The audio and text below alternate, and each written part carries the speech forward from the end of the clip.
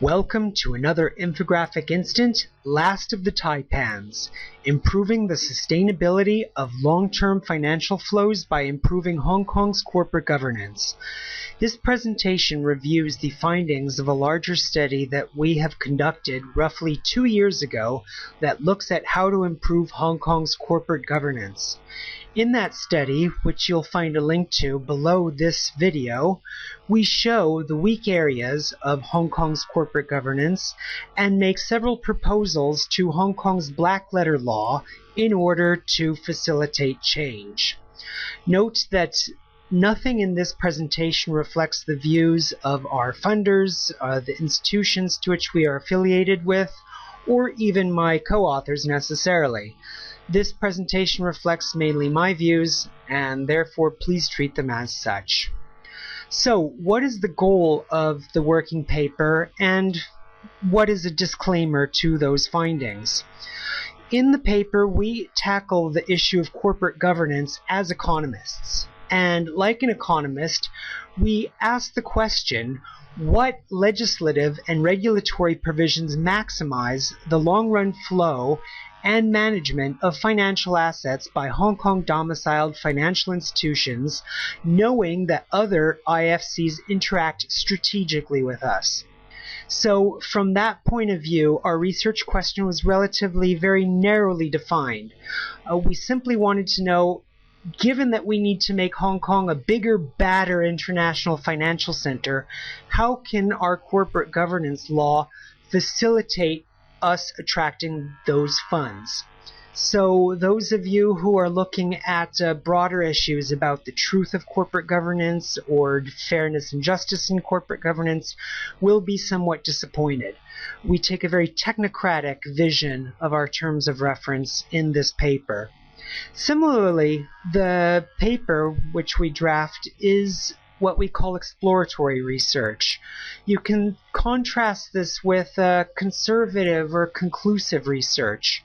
As academics, we're here to contribute to the marketplace of ideas, often proposing solutions which may not seem workable or which seem very airy-fairy at first glance. But it's often those proposed ideas today which become the commonplace of tomorrow.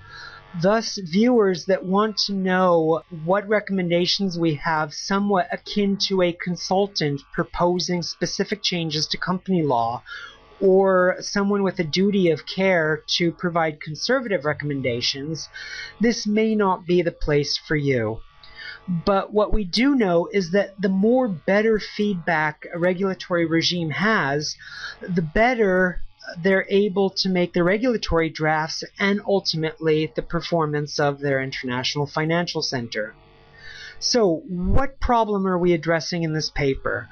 Of course, we're looking at corporate governance. Let's take the example of the recent Alibaba fiasco in Hong Kong, fiasco if you believe the local press. And to remind the watcher, basically Jack Ma decided to list in the US because he specifically was against the regime in Hong Kong which prohibited multiple classes of shareholders. He wanted a regime in which he could exercise a disconnect between economic rights and voter rights. And we'll see this again throughout the corporate governance literature, is that whenever founders, owners seek to divorce control from economic interest, then you have a potential misalignment of incentives. And the Alibaba case shows the typical hostage dilemma involved in corporate governance. Namely, should the shareholders, and particularly the minority shareholders, be held hostage to a founder or other senior manager whose control exceeds his economic interest in order to potentially grab returns in that company? Now, we know that dual-class shareholding and other types of shareholding arrangements separate this ownership and control, and we also know that it favors short-termism at the expense of long-termism, because naturally there will be a point where the insiders in a corporate governance regime will maximize their own stake if that comes into contrast with the larger stake, and particularly minority shareholder stakes. We know from Hong Kong history that dual-class shareholding and pyramids and other incentive structures which divorce separation from control reduce shareholder value, and there's a growing body of literature throughout the world which shows that dual-class shareholding is bad. So to give a sneak preview of our solution, we basically try and create regulations which give minority shareholders a grado de facto as well as de jure rights in order to make sure that proposals like Jack Ma's don't scare away investors. The intuition behind this is that if minority shareholders know full well that their economic interests are represented in the company and that they can get their money back plus the rate of return which is tied to the productivity of their capital in the company. In other words, if I know I'm not going to lose anything by putting money into an Alibaba in Hong Kong, even one where Jack Ma has exorbitant control, I'm going to go ahead and put my money there anyway. Therefore, the question, the problem about corporate governance isn't this tiny little issue about whether Hong Kong should have dual-class shareholding or not. We have to rise up a bit and look at the broader issue. And that broader issue is, what are those wedges between ownership and control which scare you and I away from making investments? Before we can think about what is to be done in Hong Kong, we first have to step back and look at what is the situation now. So, what's the problem with corporate governance in Hong Kong? We know from a range of indicators that corporate governance in Hong Kong is not the bestest ever. You see in the right-hand side of the slide several indices: the World Competitiveness Report, Governance Metrics International, survey data, and these data compare ratings between international financial centers. And in some cases where the city data was not available, we simply use the country as a proxy. Now, you'll notice two things about these indicators. First, the tremendous divergence between the two. Thus, we don't have a reliable set of measurements for corporate governance, something that's very sorely needed. But also, we see that Hong Kong, by most measurements, not only those which you see in front of you, but others which we show in the bigger report, Hong Kong has a fair way to go in terms of raising corporate governance standards to those of other international financial centers.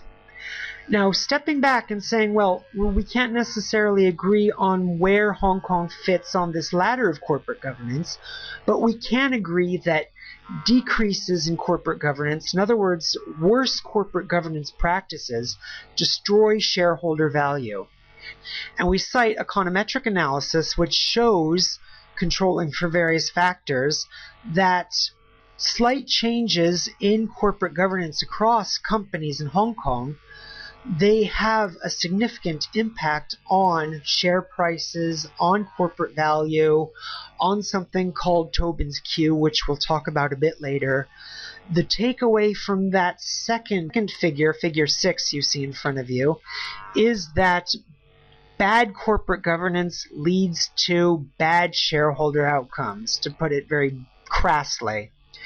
And so we know then by this econometric analysis that assets under management in Hong Kong are less than they could potentially be because corporate governance in Hong Kong is less than it could potentially be. Therefore, if you believe this chain of argumentation that low corporate governance leads to low attraction of investment and low shareholder outcomes, we see that Hong Kong has lower investment than London and New York. Ergo, therefore, it follows that increasing Hong Kong's corporate governance practices will help increase the flow of funds to Hong Kong, similarly to Hong Kong and New York. If you believe that chain of causality between corporate governance, investment flows, and Hong Kong's ranking, then it stands to follow that there is much work to be done in Hong Kong. Now, we know that corporate governance in Hong Kong is what a statistician might call out of control. And what that simply means is that you have disparate corporate governance practices, disparate quote-unquote levels, if you will, of corporate governance. We know that corporate governance practices in some industries or companies are better, whereas they are worse in other companies. And I refer specifically to this phrase, out of control, harking back to this old branch of the management literature, which said, if you want to make a process better, the first thing you have to do is standardize it. The first thing you have to do is know what level everyone is playing at. That way, when you start fidgeting with different policies and you see different changes, you can say, yes, it's that change in the policy which resulted in that change in corporate governance or that change in funds attracted. So the extent to which we see large variation in corporate governance practices that does not correspond with the necessities of the company, that suggests something that's out of control and an area for potential regulation. We target 5 areas of Hong Kong's corporate governance regime which causes this out of control that we were talking about. We talk about large-scale family control and the deleterious effect that it has on investment in Hong Kong. We talk about similarly harmful effect of self-dealing. We talk about a potential concentration that leads to reduction of shareholder value. We talk about ageism and codes of conduct and listing regulations which attempt to remedy the problem but fail to do so. Let's talk first about family control in Hong Kong. And we talk about the taipans, or the big leader, the big man, if you will. Taipan is from the Cantonese, and when you Google the term, you'll see a movie and a book that talk about the early days of Hong Kong and the business magnates that helped to make Hong Kong what it was in the last century. But if these families, like the Dirk Stroan and the Brock families, if they helped to create Hong Kong in the last century, it's their progenitors in this century which are holding Hong Kong behind. We have econometric evidence that shows to a certain statistical level of comfort that families engage in earnings management, in various types of corporate self-dealing, manipulation, and that these families do not release the funds which they could to their outside investors, causing lower returns, and therefore consequently causing lower investment. So you can think of it as looking down a potential future road. You see down the road that these patriarchs aren't going to give you all the money back, and therefore looking into the future and seeing you ain't going to get the money back, you say right now you're not going to put the money in the first place. And we cite numerous studies of this type of behavior in Hong Kong, so don't believe some PowerPoints you see on the internet. Now, the broader question is, okay, well, family control might, in some circumstances, harm outside investors and reduce investment in Hong Kong. Is this a policy question? We know that family companies are not immortal like their hands-off peers.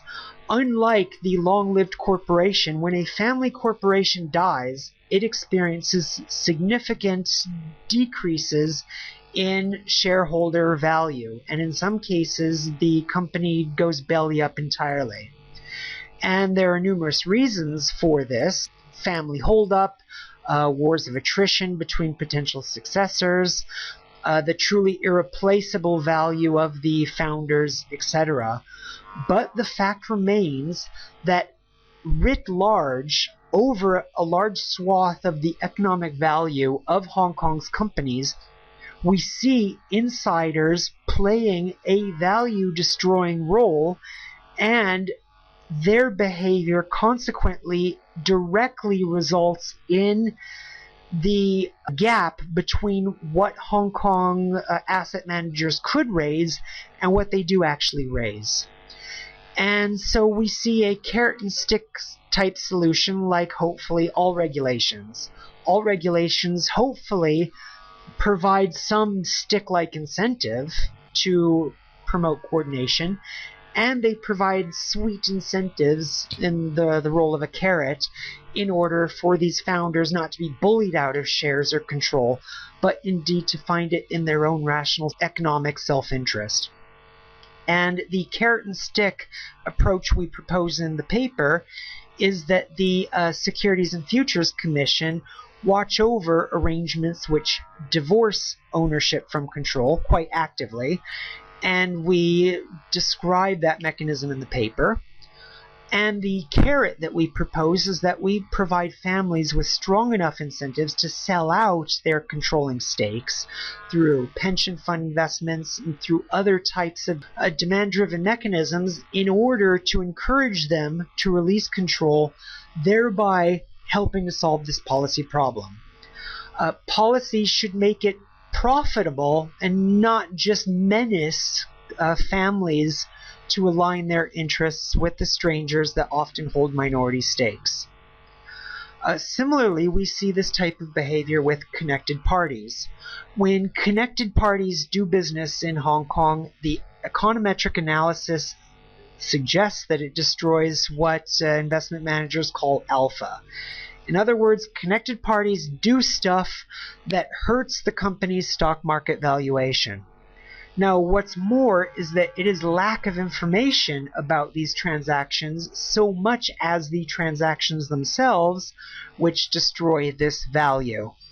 And we cite a couple of econometric studies on this slide, and you'll see reference to them in the paper. Figure 16, which you see, shows roughly 25% of weighted average value of Hong Kong companies destroyed as a result of connected party takeover and asset sales. So I won't go into the figure for lack of time. And figure 17 right below it similarly shows that lack of information on connected party transaction also destroys this value. And that's about 20% within 10 days from a specific connected party event. In some cases, connected party transactions help the company. Insiders can arrange awesome deals with companies that help everyone. That's not what's going on here in Hong Kong. Now, the solution to this problem proposed by policymakers has been a vetting of companies and of transactions, but we know that vetting is not the only answer. What we need is an incentive compatible, meaning that companies and families and insiders have an economic interest to do it. So it's incentive compatible, but it's also self-enforcing. In other words, we don't want to pass a regulation that's going to require the SFC to run around the market all day long checking to see if connected parties are screwing other shareholders out of their money. We don't want regulations which require regulators to spend large amounts of our taxpayer money in order to police this market. We want to create incentives such that the market polices itself. How do we do that in practice? And to give you a taste of this solution, imagine that harmed persons actually help enforce this law. Imagine you give people who are harmed by these connected party transactions, other suppliers, competitors. Imagine, just hypothetically speaking, that you give them a complete and total power to snap their fingers and get the value of all that harm back. Now, under this intellectual exercise, you see it's really easy to create this incentive-compatible, self-enforcing mechanism. In the real world, of course, people cannot just snap their fingers and get the financial value of those harms restituted back to them. We need something else. One example of that something else, of course, is a whistleblower mechanism. Imagine that instead of snapping their fingers, they push a computer button to make a complaint or denouncement on connected party transactions which they can prove, and they show this to their immediate boss or to their first-line supervisor, in second cases to regulator, third cases to the press, and similarly as it's designed in other places like the US and the UK. In other words, imagine a wonderfully efficient whistleblower protection scheme, and imagine a wonderfully efficient mechanism for receiving complaints, acting on them, and making harmed parties whole. We see that under that arrangement, the corporate governance issue would just vanish. All the harms would be restituted. How do we replicate that first best in real regulation? Now, one way to do that, of course, is to think about the distribution of ownership. Of course, we've been saying throughout this presentation that it is the concentration of ownership, it is the concentration of control specifically, and the ownership stake that such control allows. It is that concentration that allows, quote-unquote, the majority to screw the minority. And those are the terms that you often hear this type of argument. Abstracting away from the pop press for a moment, we know that if we could understand the relationship between ownership, control, and shareholder value, we could write better policies to address potential harms caused by excessive control, excessive ownership, or we could understand that's just a rabbit hole, it's leading us down the wrong path, and focus our interest elsewhere. We show in Figure 21 the relationship between the custodianship of the top 5 shareholders in Hong Kong's companies and their market capitalization in log values on a proportional scale, if you will. And assuming that that custodianship actually represents ownership, if there was a nice straight upward sloping relationship between these two variables, we could say, yeah, ownership concentration leads to market cap growth. We could say that concentration is good. It helps companies grow strong. But we can't say that right now because we can't make the link between custodianship and what is known as beneficial interest. And beneficial interest basically says, well, who actually owns the shares that maybe a stock brokerage house is holding in its own name? We don't know who owns these shares. We don't know how highly concentrated these shares are.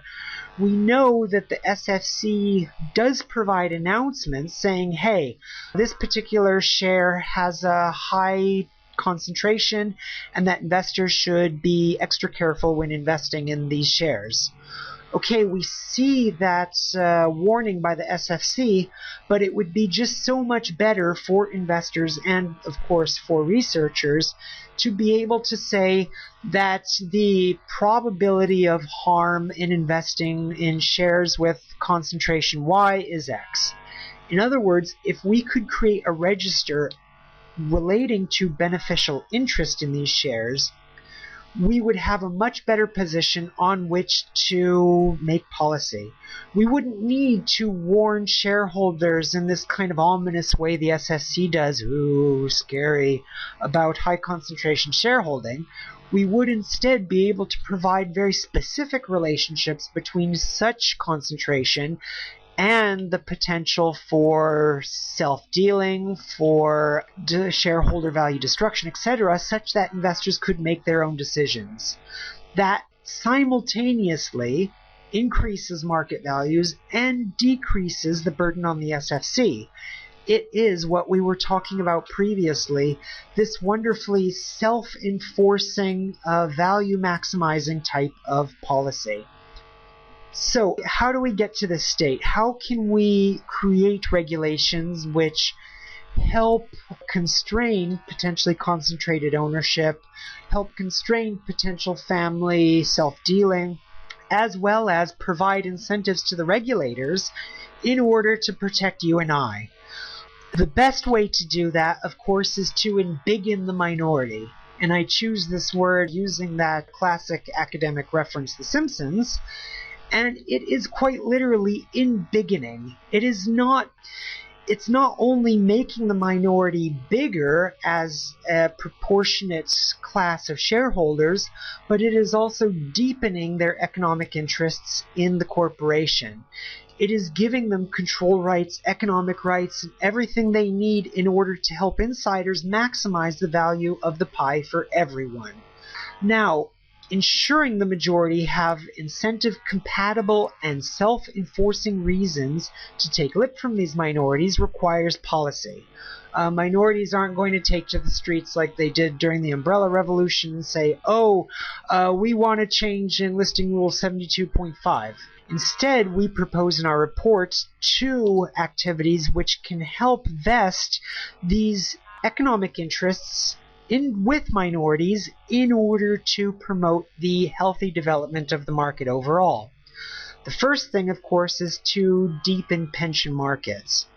To the extent that the pensions operating in Hong Kong have the incentive to buy the shares of these entrenched families and concentrated companies, to the extent that they're profitable, valuable, etc., to the extent that pensions can provide these deep pools of liquidity which are needed to attract these shares away from these families, that would help improve market quality for everyone.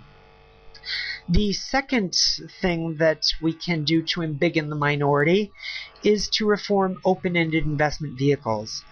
There's been a lot of talk about the way to develop open-ended investment vehicles, and we actually go line by line and provide the outline for a rule which creates these open-ended investment vehicles, which looks very different than both what the regulators and maybe some of the market actors have been pushing for in the past. Now, the other way of promoting this incentive-compatible self-enforcing mechanism is to give minorities incentives to gripe. So not only do they have the economic reasons to gripe, but they also have the way of turning gripes into returns, if you will. The law is a wonderfully efficient machine for turning words into money. And it's that mindset that we have to use when we're thinking about corporate governance regulation in Hong Kong.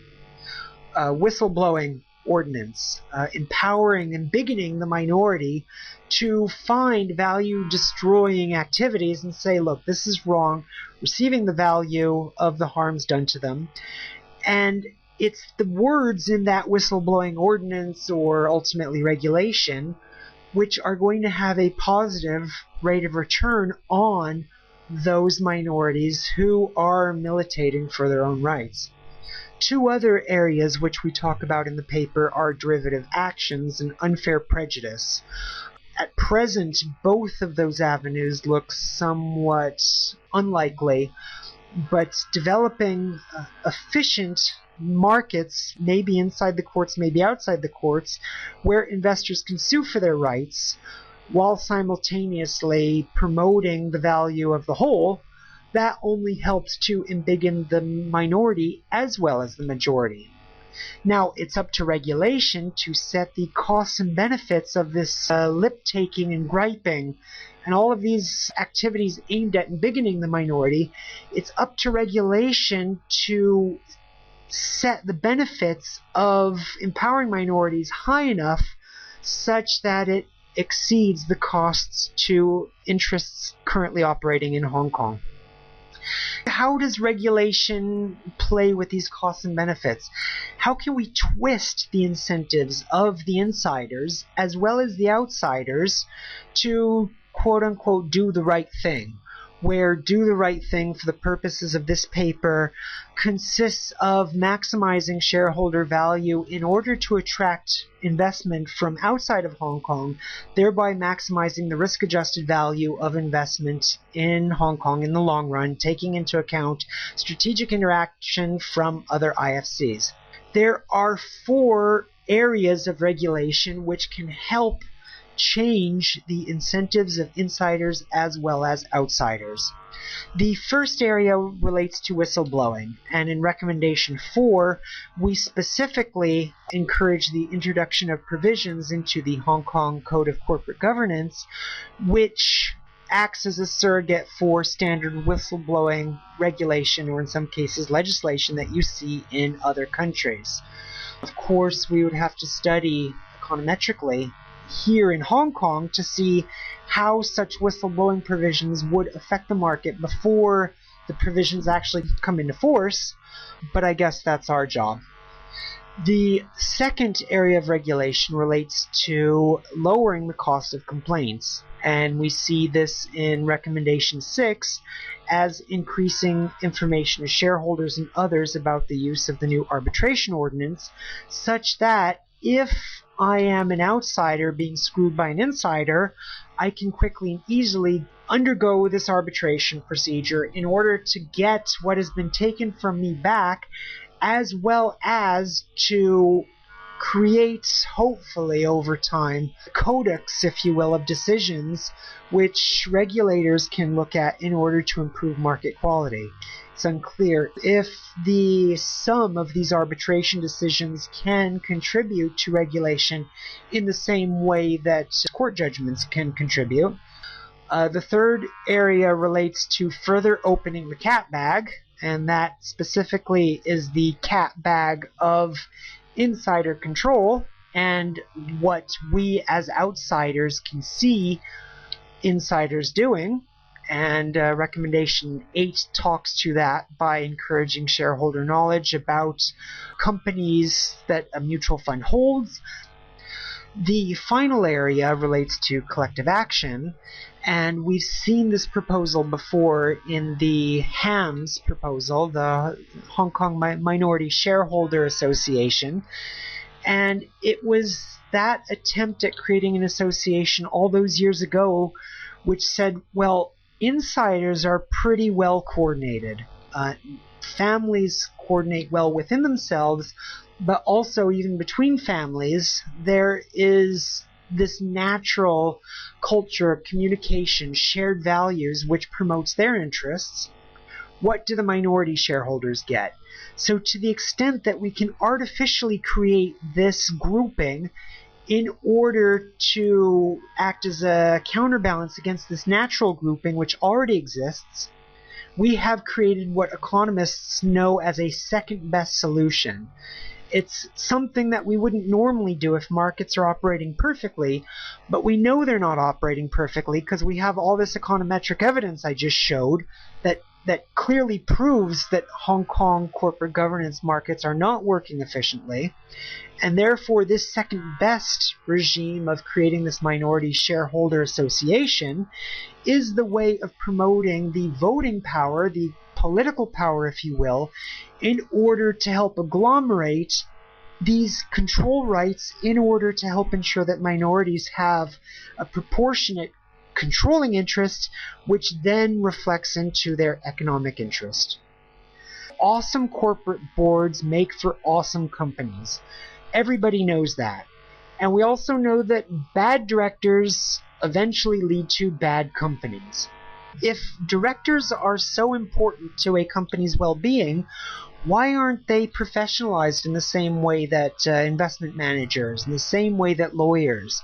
Why are corporate directors just left to their own devices, whereas we have very well-defined structures for every other area of corporate life? It's the lack of a director's career path which to date has stifled, especially the young and ambitious, from jumping in and becoming directors at very early age, and the very capable from jumping in. We all know that directorship is something that is tied as much to connections, to social power, economic power. It's tied to capacity, of course, but not in the same way that a horse race for the perfect iBanker or the gruesome competition for achieving a silk is amongst lawyers. We know that being a director is not as technocratic, and what that implies for Hong Kong is that longevity rather than perhaps skill is a key requirement for directorship. And we see this in the data. Looking at figure 31, we show the distribution by age of directorships in Hong Kong, and what we see is that a fair amount of these directorships are procured after a person has reached his or, well, almost always his 50th birthday, though increasingly it's hers. We know that the number of directorships that a director takes on should test them, challenge them, but not overwhelm them. And we show in figure 32 the relationship between the number of directorships various directors have in Hong Kong and the returns to those companies as reflected in the share price over time. And what we see is that about 6 directorships tends to correlate with those investors on these fast shareholder value growing companies, whereas we see in the few cases where directors have served on 12 or more boards, those companies doing quite poorly. So what we see is a market for directorships which has very little self-replication, very little education. It's not possible to jump on a director path and say, hi, I'm training to be a director, become a director, and show based on how good your company's doing whether you're a good director or not. And so we see then that the current directors are overloaded. Very good directors might have an excessive amount of boards on which they serve, which ultimately harms boards. That is a collective action problem which clearly argues for public policy. We know from the data that we show in the paper that demand for directors exceeds supply, and we propose 2 ways of increasing director supply. First is that we want to use the Hong Kong Stock Exchange and private associations like the Hong Kong Institute of Directors, but there are others, to create a career ladder for directors. By having this career ladder, it will help speed up the path to directorship and help professionalize it, making sure that directors have a broad range of skills rather than maybe just that specific skill that helped vault them to the commanding heights of the boardroom. The second way to increase director supply is to promote further disclosure of directorships, and you'll see more about that in the paper. Now, for many people, simply increasing the number of independent non-executive directors is the solution to Hong Kong's corporate governance ails. So imagine that you have a large corporation which is bullied by its family shareholders or concentrated insider shareholders, and they are subsequently engaged in self-dealing. Well, the argument goes that these independent non-executive directors will stand up and say, look, these policies are wrong and I'm going to fight for shareholder value, and they're supposed to serve as a ballast in the boardroom to help maximize shareholder value. But we do not see that at all. You can look at David Webb's website to see that doesn't happen. And he rails against independent non-executive directors in Hong Kong quite vehemently and with just cause. But more to the point is that the econometric evidence also shows that independent non-executive directors get captured.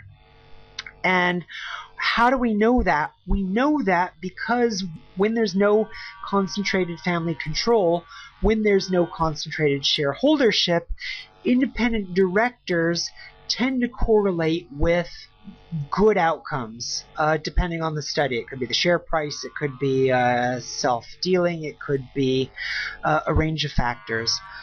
But when these factors are present, when you have a family in place, we see that the presence of an independent non-executive director in fact harms shareholder value. Now that's a non-intuitive finding. It's the more independent non-executive directors you put on the board, actually the more harm you're doing to the board. We don't know why that is, of course. We only see this econometric evidence, but the obvious implication is that these interests put independent non-execs on the board exactly to camouflage their activity. Of course, further research has to go into this. I won't bet my career on this finding, but we do see in the data this very startling association that independent non-executive directors can end up doing more harm than good when they are functioning in the presence of particular types of boards. Now, it doesn't matter whether you have 6 of these guys, 33% of these guys, whatever. It's that deep underlying structure of incentives that you have to get at. And the other proposal for improving corporate governance is to say, okay, well, even if these independent non-executive directors aren't doing the job, we have this amazing disclosure regime in Hong Kong. Companies have to publish everything under the sun, the number of directors, what meetings they go to, what they ate for lunch, etc. And investors will plow through this piles of crap, basically, and say, oh, John Doe didn't go to the fourth meeting out of the series of 6, and therefore I'm going to sell my shares. That's a completely neophyte vision of corporate governance, which I regret to say has been made popular by my own peers in academia. So I certainly don't condemn CLP or Hong Kong's regulatory authorities by any stretch of the imagination, because they got this idea from us. But I think I'm here to say, look, it ain't working. It's time to fix it. Now, how do we fix it? There are several proposed changes we make to the listing rules which will help improve oversight of Hong Kong's companies. We already talked about the Minority Shareholders NGO, if you will, this Minority Shareholder Association. We also talk about revisions to the Hong Kong Exchange's Code of Corporate Governance. There's a new one that's online and it's very specific, and to some extent, we haven't had time to look through and see to what extent our proposed changes reflect the changes in the new version.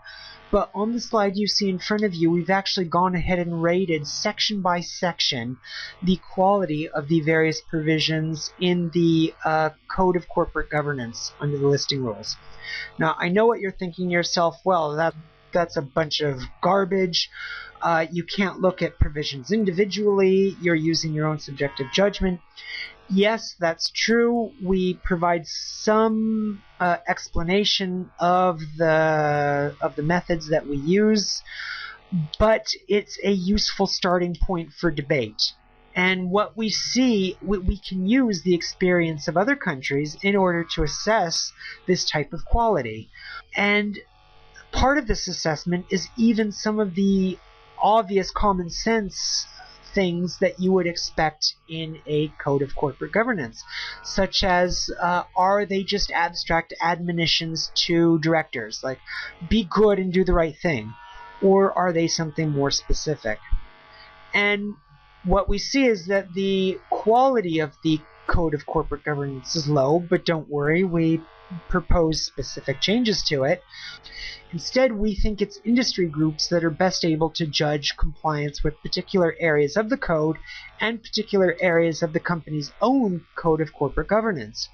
So to that end, we would promote more oversight from internal auditors, from third parties who are in the industry but may not necessarily be investors. They know the company and they know the sector much better than institutional investors even, who might only have a passing understanding of the company and certainly won't have grown up in the dirty nuts and bolts part of the industry for the majority of their professional life. Now, to that extent, we have to ask, does the firm's corporate governance reduce investment in secondary markets for its own securities? And it's the company's own internal auditors that can best answer that question. They can do the review from beginning to end and say, look, we have assessed according to the internal audit framework compliance under standard 62.3. We've traced it all the way through to investors' perceptions, and we find this impact. And that is much more persuasive than just saying, well, somewhere out there on the internet, there's a guy looking at the corporate governance report, and he might or might not be taking investment decisions. So stepping back, taking the argument full circle, let's think about reforming Hong Kong's corporate governance legislative regulatory framework overall. Returning to the case of Alibaba, we see that simply tweaking the listing rules, simply saying, okay, Jack Ma, you can have a dual-class shareholding structure, that ain't the solution to this problem. The core problem is this divergence between economic interests and control, which lead insiders to do things that hurt outsiders and ultimately potential investors in Hong Kong's market. Now, changing the listing rules is a bit like treating typhoid with chemotherapy. In this case, a dual shareholding class structure backpedals on rules which we know work already. We know this from Hong Kong's historical experience, but we know this from a raft of empirical studies. And what is worse is that this dual shareholding reform doesn't actually deal with the problem that we're trying to solve. Now, what is that problem? The problem is aligning Jack Ma's interests with the rest of us. Does a dual-class shareholding structure do that? No, it actually takes us further away from the optimal outcome. And we showed step by step that by aligning that interest, we actually align insiders' interests, and we align even the interests of those investors in Mexico City, in New York, in Ulaanbaatar, thinking, look, should I put my money in Hong Kong securities or in London securities? We know that the more confidence that Ulaanbaatar guy has, once he gives his money to an investment manager here, he's going to get that money back plus more. The more comfortable he feels, the more money he's going to give to Hong Kong. So what's the solution to this problem?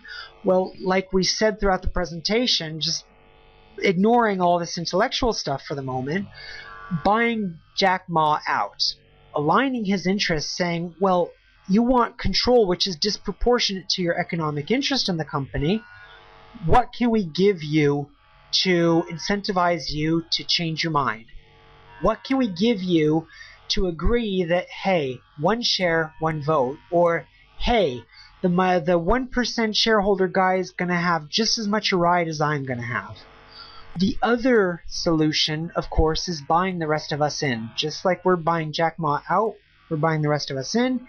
We are embiggening the minority and creating this equilibrium between the shareholders so that everyone is pushing for the company's long-term interests.